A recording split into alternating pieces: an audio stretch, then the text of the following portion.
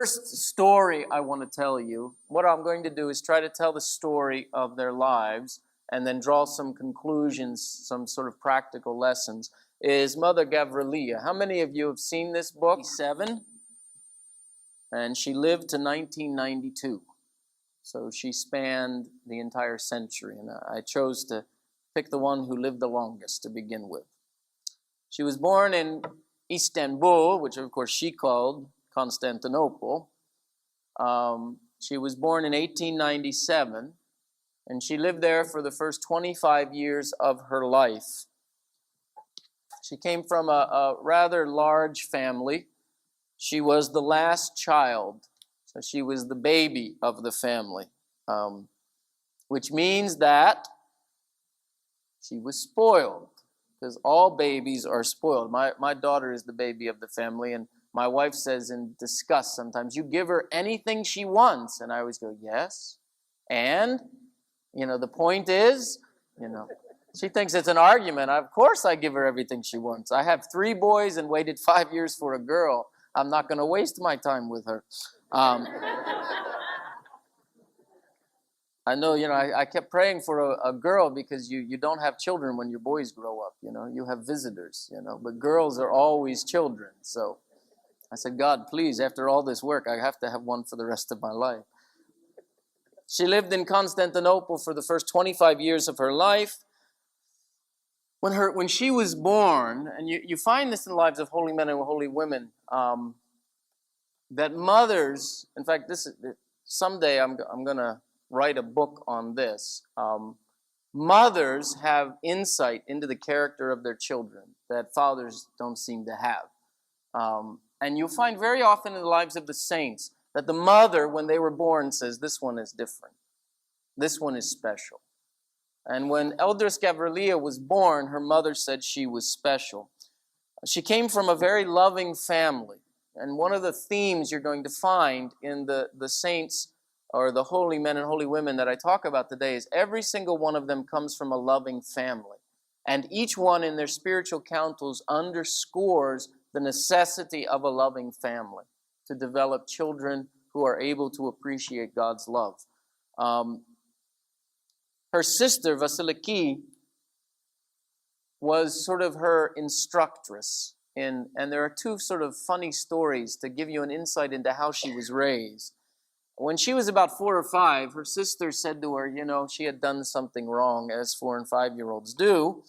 I have a 5-year-old, I could give you stories of wrong things that they do.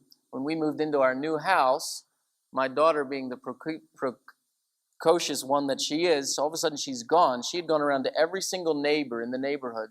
She's 5 now. Knocked on the door and introduced herself. And the first question was, do you have a 5-year-old girl I can play with?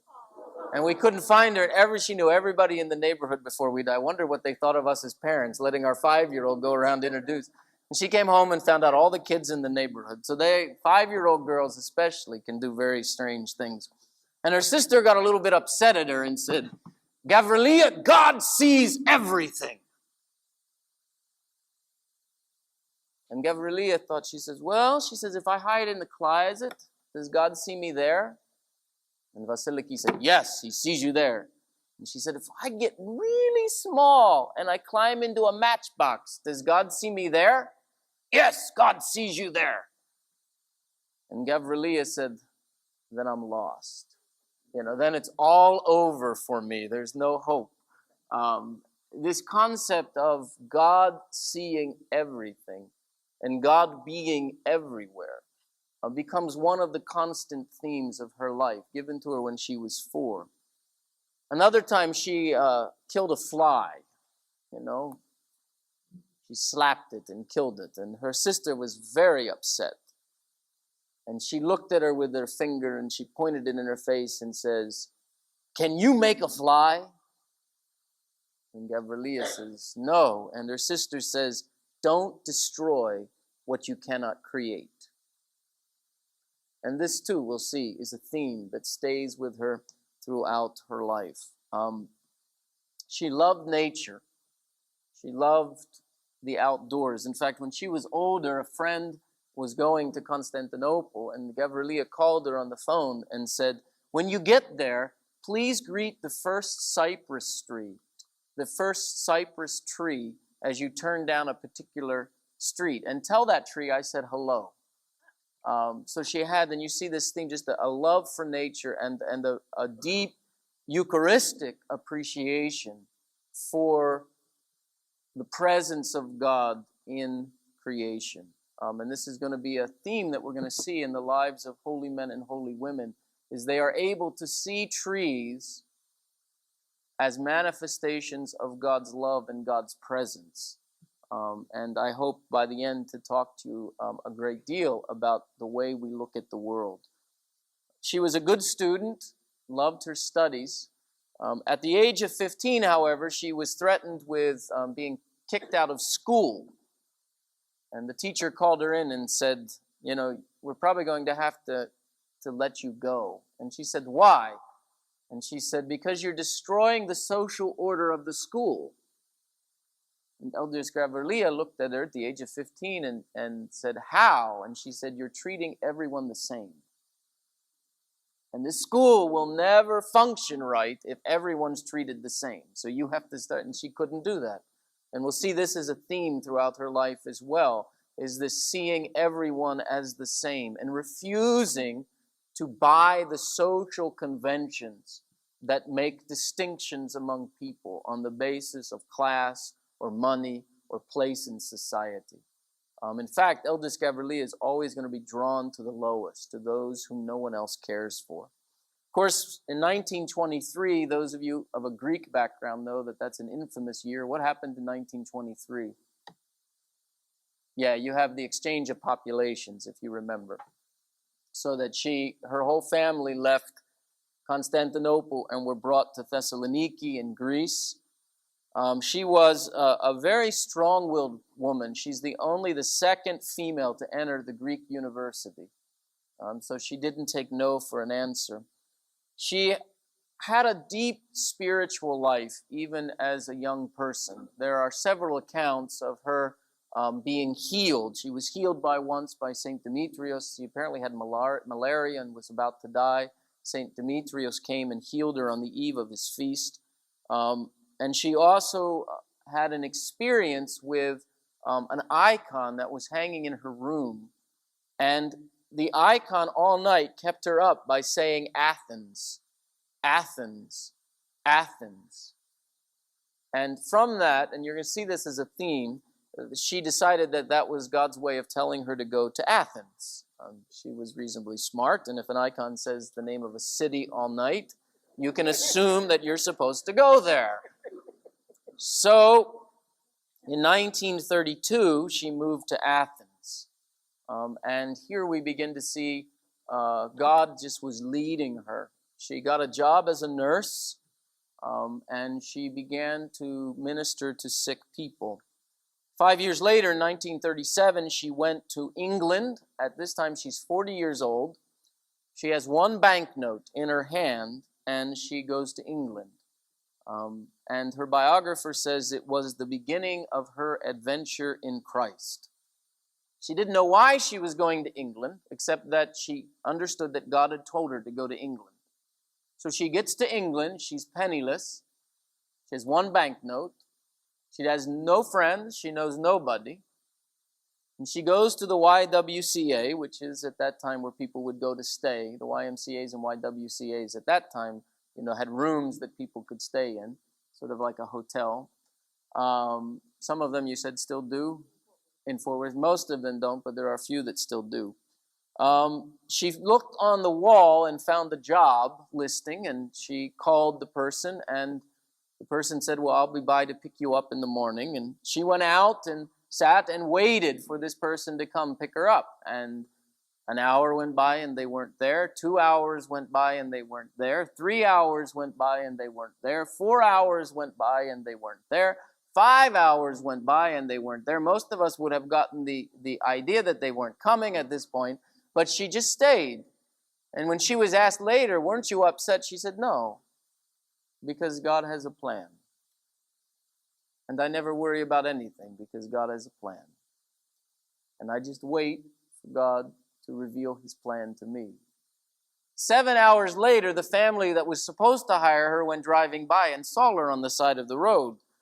And they stopped because they felt guilty, and they couldn't tell her that they didn't want to hire her, although they had decided that they weren't going to hire her because they felt guilty that she had stayed outside for 7 hours waiting for them, and it was the beginning of her employment. When asked about this, how did this happen, Eldris Gavrilia said the angels were at work. And you'll find this throughout her entire life. She's always saying the angels were at work. She had this deep understanding that her steps were being guided by someone bigger than she, and that she was being protected. She never had a bank account. In fact, when she was in England, they asked her for her account number so they could put the money that they were paying her in the bank, and she said, "Oh, my bank is in heaven." And they said, "Well, with a banker like that, we certainly can hire you." She lived in the modern world. She traveled over 4 continents. She visited more countries than you and I can name. And she never, ever wrote a check. She never had a bank account. She never kept money. Her goal was to give away everything she was given every day so that she could never sleep with money at night. No matter what her job was, her goal was always to give it away. And that's amazing if you think in our modern world of living without a bank account and yet not being destitute. She never had a night where she didn't have a place to stay. She never missed a meal. She traveled all over the world, and she never had a bank account. Talk about faith.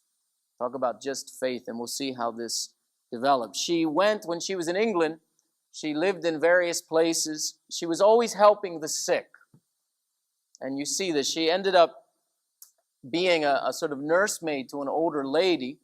And this older lady had tremendous pain in her calves, tremendous pain in her legs. And Eldris Gavrilia at this time is really not trained in anything. But she is so upset by the pain that is in this older lady's leg that she has to do something. And so she begins to massage it. She begins to massage this lady's pain in her legs. And every day she just would massage the legs. And because of this love, she became one of the leading physiotherapists in the world.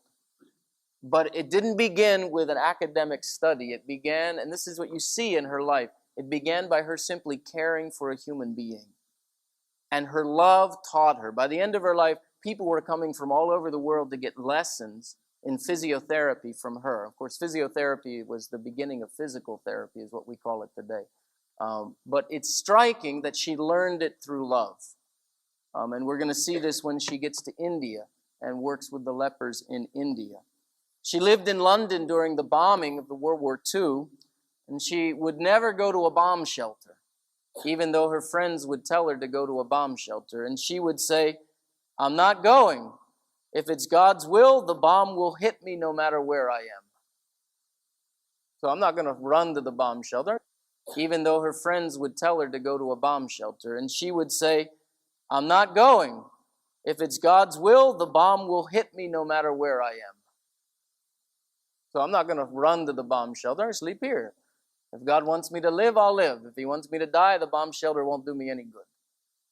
And this kind of faith, Eldris Gavrilia in her spiritual teaching says that you must understand that whatever happens to you either happens because God wants it to happen or because God allows it to happen. There's no other choice. So therefore, just accept it, give thanks, and move forward in joy. She says, how much time do we waste complaining about things we can't change? Getting angry at God. And you know, which modern saint, very striking, some of you know the lives of modern saints, which modern saint lived that in a way that's like unbelievable? Saint Nectarius, that's right. Thy will be done. Thy will be done. Thy will be done. Okay, and she lived that. And you're going to see what God is going to do because she never complained. I mean, it's a striking thing. She never complained because she accepted joyfully whatever God allowed to come to pass in her life. Now, she had a great sense of humor, and some of you will appreciate this, those of you who have Greek heritage. She was working as a physiotherapist, and one of these proper English ladies came in to Greek lady, and asked her, "What nationality are you?" And she said, "Well, I'm from Greece." And this English, very proper lady said, "Tell me, honey, back home, do they wear shoes or do they walk barefoot? Back in your sort of barbarian land."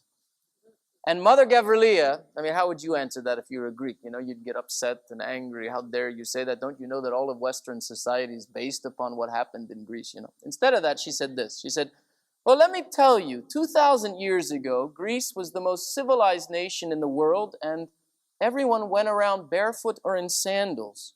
But then we began to imitate you Europeans and began to wear shoes, and we lost our civilization.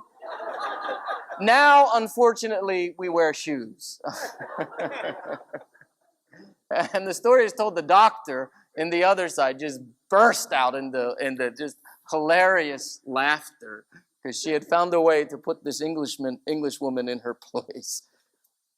After the war in 1945, she moved back to Greece, and as you know, after the war, Greece was tremendous suffering in Greece after the war.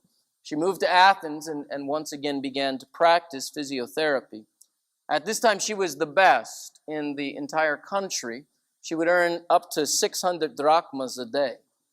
But each evening, she would have no money. And people would ask, "Where did your money go?" And she would say, "I don't know." But of course, there were hundreds of people who had their rent paid or had shoes bought for them or food for their children. Because they asked her. There's a wonderful story. She gave free treatment and never refused. One of my favorite stories from her life. There's a little boy who came to her, 10-year-old, with terrible pain in his feet. And she came for like a year and a half. She would do her physical therapy and finally she said to him, "Son," she said with tears in her eyes, she said, I can't help you. I've done everything I know how. I've prayed as hard as I can. I can't help you with your pain. I'm sorry. I've never not been able to help anyone, but I can't help you. I'm so sorry." He said, "Oh, Mother, that's okay. You took the pain away the first time I came, but I just like being with you." He said, "At home, there's bitter fighting and yelling. Here, there's peace, and this is the only place I feel loved. So I just kept coming, and I didn't want to tell you that my feet didn't hurt because I was afraid you wouldn't let me come back." It's a wonderful story, and it gives us insight into her character. She adopted orphans, and you see this in the lives of 20th century saints. Almost all of them adopted orphans, took care of the orphans, and there were lots of orphans in Europe after World War II. And she traveled with them because if you know anything of England, would often bring the orphans. And so she would travel. She even she adopted a deaf and blind girl. And she actually traveled in 1950 to the United States. And she met with Martin Luther King, Rose Kennedy. She even went and met with Helen Keller and talked about what she had learned in terms of treating this blind deaf girl and what Helen Keller had been through. And once again, she didn't do any of this. She didn't wake up and say, "Oh, I want to meet important people." She said, "I want to love this little girl." And it was her love that opened doors all over the world. As she worked, when her spiritual children later would say, "How did you work?" she always faced an icon of Jesus washing the feet of the disciples. And all day long, she simply prayed the Jesus prayer. And she listened to people's problems. She very seldom gave advice. Later in her life, when she's an elderess, she begins to give advice. But very seldom did she give advice. And yet people would leave and say, "She solved all my problems." You know, she listened. And we know what a rare art and a rare gift it is in our modern world for someone to actually listen. Most people hear so that I can answer, which means that as you're talking, I'm already formulating what I'm going to say. You see? Your words are just another reason for me to talk. Very few people listen. And we'll find in her life that it's this gift of listening that opens doors to people's hearts. She shared the faith with thousands, but she did it by listening. And she had a very, very deep mystical understanding of how to do that. Hopefully we'll have time. She listened with joy. Let me read to you the way that she listened. And I think there's a great lesson for us in this. One of her spiritual children asked her, how come you see people who are hurt and sick and poor, and yet you're always joyful? One of the things, those of us who are in the healing professions, we can tend to get jaded by the amount of misery that we see. Have you ever noticed that? Doctors especially can tend to be jaded, and they either shut themselves down emotionally so that they don't care, and that's why you go to some doctors and you can say, I'm dying, and he would say, ooh, that's interesting. Because they can't handle the pain, because it wears them out. And so they have to, if you talk to doctors who go through medical school, very often they'll say there was a time when they couldn't take any more, and they just had to shut down and be a clinician. She never did. She was always incredibly joyful. And one of her spiritual children said, how do you do that? And this was her answer, and I want you to listen to this and see if you can't learn something like I have learned. She said, yes, I'm always joyful, because I love with all my heart those whom I see. I link their life with my own. Now, what is she saying there? I link their life with my own. She took their suffering into her heart. And we're going to break in there and pick up tomorrow on Holiness in the 21st Century, a lecture series by Father John Mack, delivered at the North Texas Orthodox Missions Conference in February of 2002. You can obtain copies from the North Texas Orthodox Missions website, ntom.org.